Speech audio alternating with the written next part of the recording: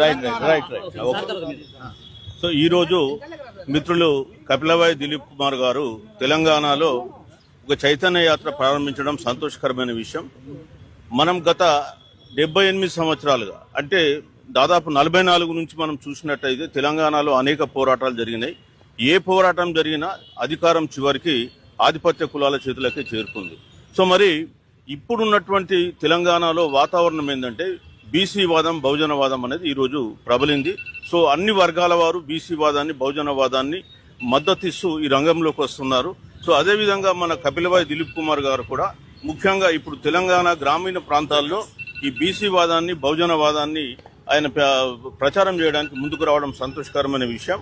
So మేము ఈ సందర్భంగా కోరేది ఏంటంటే మనం సాధించుకున్న తెలంగాణ సామాజిక తెలంగాణ కాదు, కేవలం భౌగోళిక తెలంగాణ. తెలంగాణ వచ్చిన తర్వాతనే బీసీల బతుకులు ఇంకా దుర్భర పరిస్థితుల్లోకి నెట్టివేయబడ్డాయి.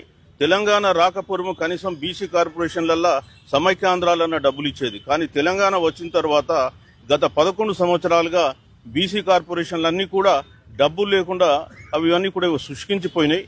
ముఖ్యంగా గత ప్రభుత్వంలో చూసినట్టయితే మీకు అంటే 11 సంవత్సరాలు మీకు చిన్న ఉదాహరణ చెప్పేస్తా. ఎంబీసీ కార్పొరేషన్ పెట్టారు, 36 కులాల ఎంబీసీ కార్పొరేషన్ కేటాయించిన డబ్బులు 3,850.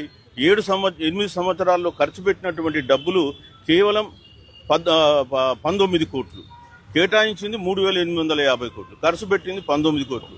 సీఎం క్యాంప్ ఆఫీసులో రోజు చాయ్ బిస్కెట్లకు అయ్యే ఖర్చు మీరు చూసుకుంటే నెలకు 18 కోట్లు ఉంటాయి. అంటే ఒక సీఎం క్యాంప్ ఆఫీసులో అయ్యే చాయ్ బిస్కెట్ల ఖర్చుల పూర్తి కూడా బీసీల బతుకులు లేకుండా పోయినాయి. అదేవిధంగా కాంగ్రెస్ ప్రభుత్వం వచ్చినాక కూడా వీళ్ళు సంవత్సరానికి 20,000 కోట్లు పెడతామని చెప్పి పోయిన సంవత్సరం 9,200 కోట్లు అలాట్ చేసి ఖర్చు పెట్టింది 2,080 కోట్లు. అంటే అంతకుముందు ఉన్నటువంటి బీఆర్ఎస్ గవర్నమెంట్లనే 3,000 కోట్లు పెడితే వీళ్ళు ఇంకా అతడికంటే గనుడు ఆచంట మళ్ళీ అన్నట్టు ఇంత 2,080 కోట్లే పెట్టింది. ఇవాళ బీసీల పిల్లలకు స్కాలర్షిప్లు లేక వాళ్ళ అడ్మిషన్స్ పొందలేక ఎంత కష్టపడుతున్నారో మనం అందరం చూస్తున్నాం. అంటే తెలంగాణ తెచ్చుకున్నది ఎందుకు? బీసీల గొంతులు నొక్కడానికా లేకపోతే వాళ్ళను సమాజ్ చేయడానికా? సో అందుకే వాళ్ళ బీసీలందరూ కూడా ఏకమై ప్రశ్నిస్తున్నారు. ఇప్పుడే బీసీ ఉద్యమం స్టార్ట్ అయింది, మీరు దయచేసి అర్థం చేసుకోవాలి. ఇప్పటివరకు జరిగిన ఉద్యమాలు ఏది కూడా బీసీ ఉద్యమాలు కావు.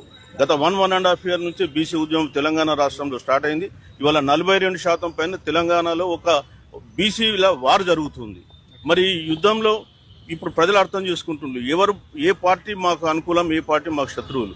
ఇవాళ 3 పార్టీలు కూడా మాకు శత్రువులు అనే విషయాన్ని వాళ్ళు గ్రహించింది. కాబట్టి రాబోయే కాలంలో బీసీ ఉద్యమం తెలంగాణ ఉద్యమం కంటే కూడా ఉధృతంగా ముందుకు పోతుందని చెప్పి చెప్తున్నాం. తప్పకుండా తెలంగాణ ప్రజలు తమ వాటా ఏంది, ఆత్మగౌరవం ఏంది, అధికారం ఏంది తెలుసుకున్నారు.